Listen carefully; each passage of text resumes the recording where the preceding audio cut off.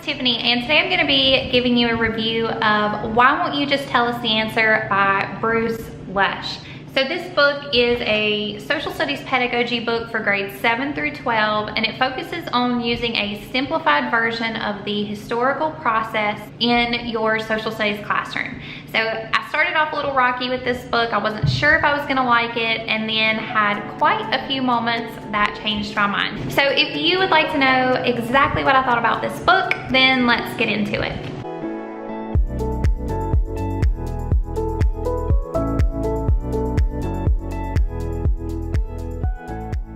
When I first started the introduction in this book, Lesh was talking about comparing history or social studies courses to other courses like science and math, and how even though science and math, they have work that they do in those classes, there is content, it's very much skill-based and teaching students certain processes to approach that content area. Social studies on its own is just such a different content area. It's always been seen as so different from your other three, your ELA, your math, and your science, that I wasn't really sure that I was going to enjoy what he had to say. But I hung in there, and there were quite a few things in here that really impressed me or connected with things that I already did or things that I've looked into that I would like to do in the future. One thing he does that I really like is he was citing authors that I already knew. So authors that I had either read in the past who also wrote about social studies, or authors that I had heard of, or if I hadn't, it was very easy to look them up and find the things that he was talking about. So I really liked that because it allowed me to dive deeper into the theories or processes that he based his method on. When I got to chapter 2, which was the Nat Turner example, that's kind of where I really got more insight into what he was saying, and my appreciation for this book really started to grow there. In this book, 7 of the chapters are direct examples of things that he has used in his class or things that he has created and recommended to other teachers. He takes specific events or people from US history, and he shows you what sources he would use. Some of them. If he doesn't show you the source, he tells you what it was. He tells you how he would use it. So he doesn't just give it all to students and send them on their way. He actually does a slow release, a little bit at a time as they're moving through the process. He tells you how the students responded to it, and he's honest about that. So sometimes the students really got what he was saying and they responded. Sometimes they almost got it, like they did the things he was hoping they would do, but maybe it wasn't perfect. And then other times there were students who just didn't enjoy it, or they didn't get it at all, or they couldn't step away from that traditional narrative to kind of ingest the material the way that he wanted them to. So I like that he was very honest in his examples. As I said, all 7 of those are focused on events from US history. So if you are hoping to grab this book and get some specific examples for ancient world or modern world, this might not be the book for you, because he does focus on US history. Now, if you're just looking for ideas of things to do in the classroom, even though he uses US history, you could still take the things that he does and apply them to an ancient or modern world class. The method that he is kind of promoting in this book or sharing with you is more or less a simplified version of the historical process. By simplified, I don't mean that they're getting less content with the sources per se, or less perspectives. He's just actually simplified the process. So he points out that locating sources and then locating the context and subtext behind sources can be really frustrating, even for someone who is at the undergraduate or graduate level. One of the toughest things to do is dig out those sources and then the context and subtext behind those sources. That's very time consuming. So he points out that it's good to use the historical process, but if you don't simplify that part for students, they're going to grow really frustrated. It's going to take an extra long amount of time, and they're going to be turned off from the whole process.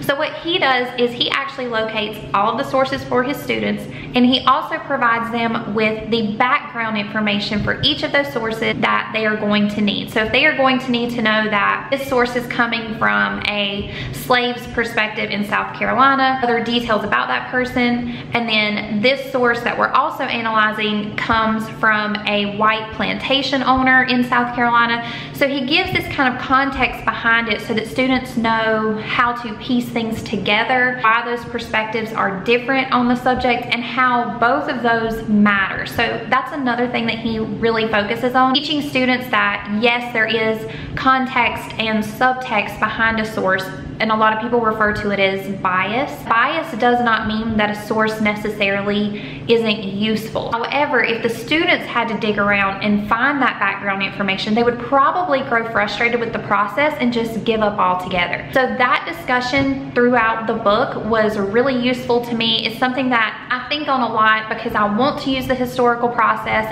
It is difficult to not only find that information, but also a lot of schools don't provide access to the databases that you need for students to do that work. You're still teaching them historical process. They're still looking at all of the things they need to look at and learning how to put that all together. You're just not having to spend that time digging around to find it. Sam Weinberg was one of the people that he mentioned over and over and over. And that name was so familiar to me, and I was like, why does this name sound so familiar? It's because one, he wrote another social studies pedagogy book, which I plan to get to next. It was on my summer list. I already have it. So I was like, okay, I know his name from the book, but then also he is a huge contributor to the Stanford History Education Group, which is what a lot of people are using to locate these source analysis activities. So a lot of it connected straight to SHEG, which was really cool for me because that's something that I really like. One of the things about this book to note is even though he does give these 7 examples, he's not telling you how to design an entire social studies course. So with thinking like a historian, I told you, you could use that to pretty much help you design how you're going to teach your whole course. It's not so specific and narrowed down to one activity style or things like that. This is directly narrowed down to doing these particular activities. So he's still giving background information and doing other lessons. This is just one aspect of a unit that you would do. One of the things that he mentioned specifically is that if this is new for you, using his kind of methodology, or if you already use something but you're planning to change it to be more like his, the best thing to do would be to actually only use it in one unit and see how it goes.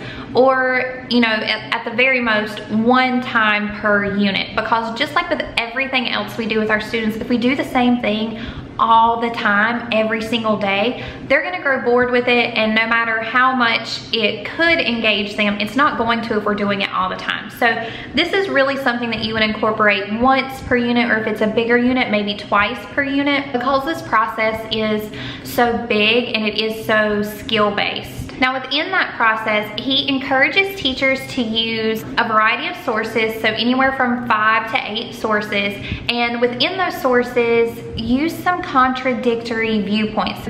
They need to be able to identify the bias, and he says he doesn't even like to use the term bias because then people think, oh, that can't be useful because it's biased. Anytime it's coming from someone's perspective, it has some kind of bias behind it.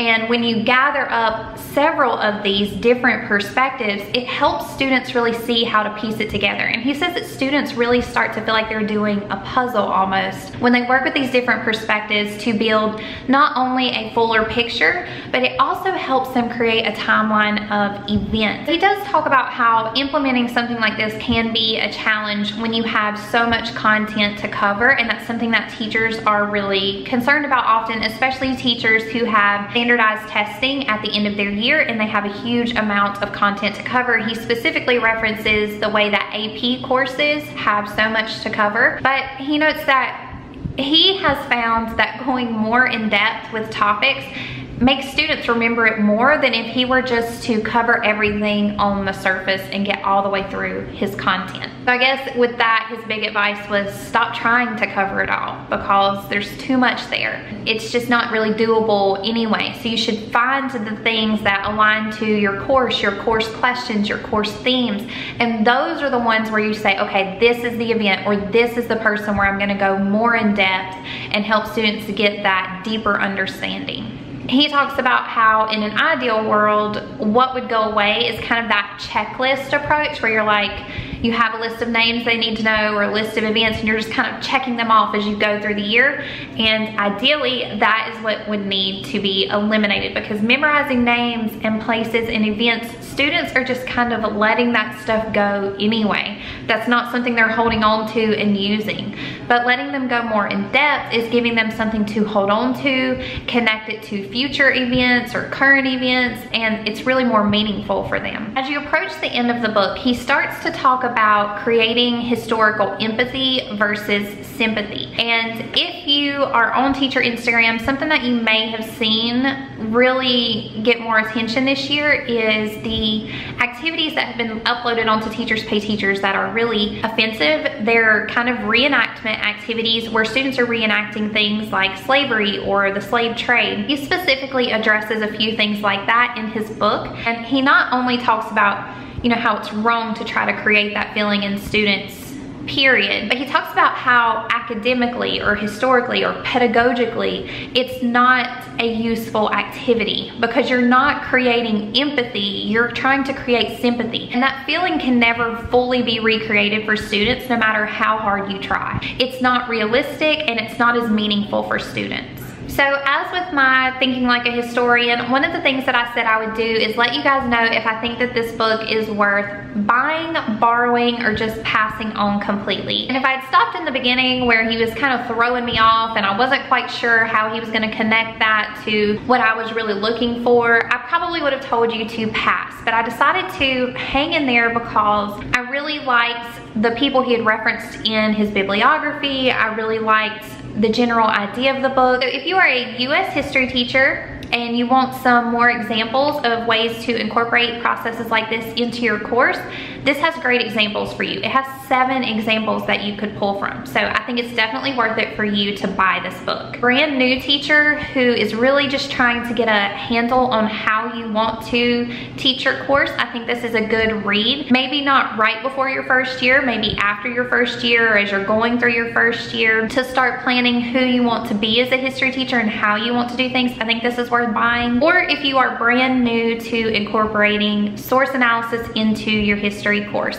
if you're trying to move more towards that, I think this is a great reference for you. Now, if you are a experienced teacher with source analysis in your course, or if you are looking for specifically world history examples, I think you could just borrow this book and read through it. I think you can pull some good ideas from it, but I don't think it's something that you will continually come back to the way a U.S. history teacher or a brand new teacher to this process would. If you really are not interested in this process, or if you don't really like the storytelling aspect, you just kind of want a bare bones framework, I don't think this is the book for you, because he does present it in that colloquial kind of storytelling way. So I don't think that you will enjoy it as much as something like Thinking Like a Historian. All right guys, I hope this was helpful for you. I have a few more social studies pedagogy books to get through this summer, and I will have those reviews up as soon as I read those.